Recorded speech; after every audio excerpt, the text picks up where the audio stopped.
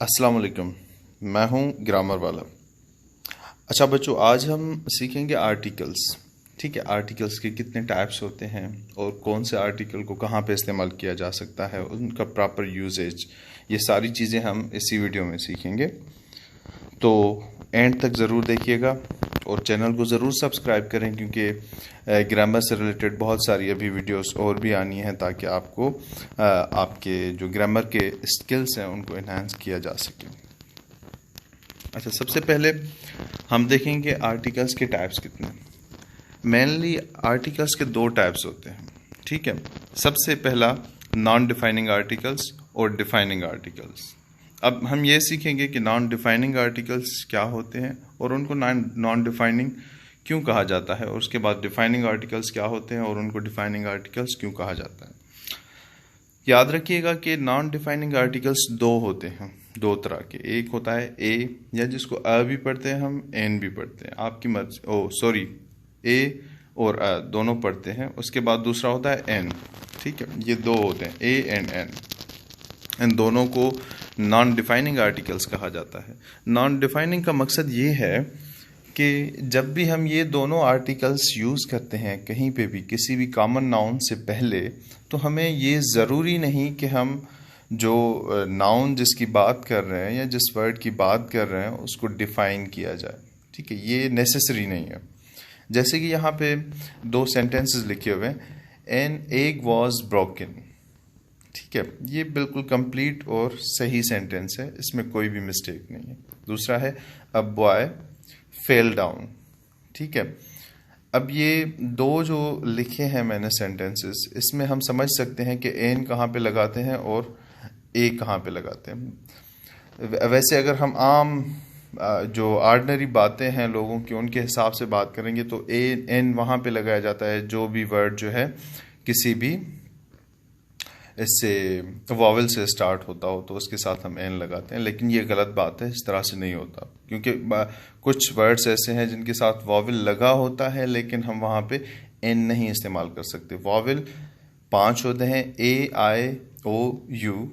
ठीक है, ए ई आई ओ you 5 vowels होते हैं। लेकिन अब यू जैसे यूनिवर्सिटी है, ठीक है, या यूरोप है जैसे हम कहते हैं, यूरोप, यूरो कहते हैं हम, इन वर्ड्स के साथ हम एन नहीं लगा सकते। हालांकि ये दोनों या तीनों वर्ड्स जो हैं ये इनके साथ वॉवल्स के साथ स्टार्ट हो रहे हैं, लेकिन इनके साथ एन नहीं ए लगता है।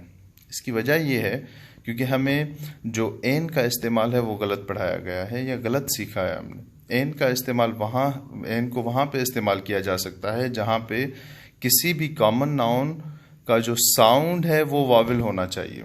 ठीक है, इसके लिए एक आसान ट्रिक जो मैं समझता हूँ कि जो एप्लीकेबल है, तो वो ये है कि हम उस वर्ड को अगर उर्दू में देखें तो वॉवल्स का उर्दू में अगर उसका जो हम प्रोनाउंसिएशन उसकी देखें तो उसका पहला साउंड हमेशा अलिफ से स्टार्ट हो, तो उसके साथ हमेशा एन लगता है।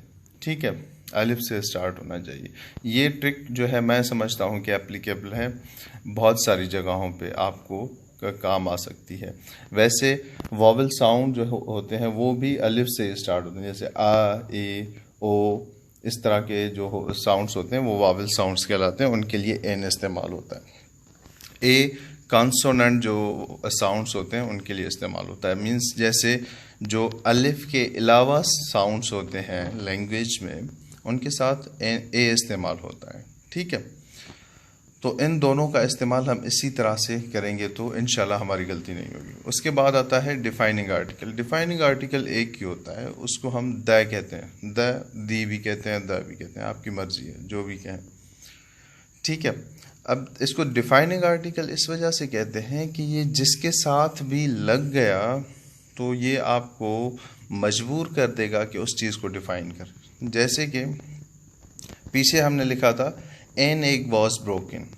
ठीक है, यहाँ पे लिखा है the egg that fell down was broken. अब जब मैंने द एग के साथ लगाया दी एग, ठीक है, तो अब ये मुझ पे कंपल्सरी हो गया कि मैं इस एग को डिफाइन करूं कि ये कौन सा एग है। ठीक है, अब मैंने बताया कि वो अंडा, वो एग जो गिर गया वो टूट गया। ठीक है, तो इसी तरह से दी का इस्तेमाल डिफाइनिंग होता है। जिसके साथ कॉमन नाउन के साथ दी लग गया तो आपने उसको डिफाइन ज़रूर करना है।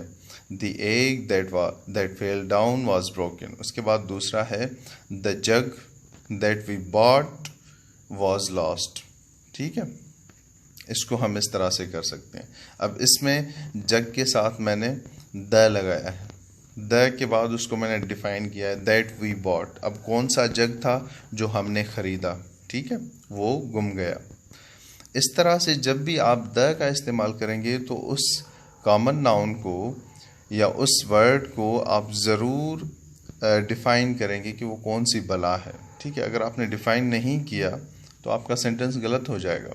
ठीक है, तो इसी तरह से ए और एन का इस्तेमाल हमने सीख लिया और इसी तरह से ही आपने इसको अपनी ज़िंदगी में अप्लाई करना है, अपनी राइटिंग में अप्लाई करना है और द का इस्तेमाल अप्लाई करना है। याद रखें कि द जहाँ पे भी लगाते हैं ना वहाँ पे दैट लगता है, विच नहीं लगता। विच लगाओगे तो गलत हो जाएगा।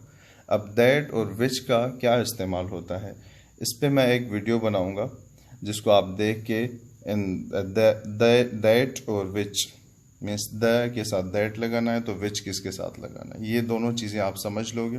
उसके बाद इन दोनों की आपकी दैट और विच की मिस्टेक कभी भी नहीं होगी। इस तरह से छोटी छोटी चीज़ें इम्प्रूव करने से आपकी जो लैंग्वेज स्किल्स हैं वो बेहतर से बेहतर बन जाएंगे।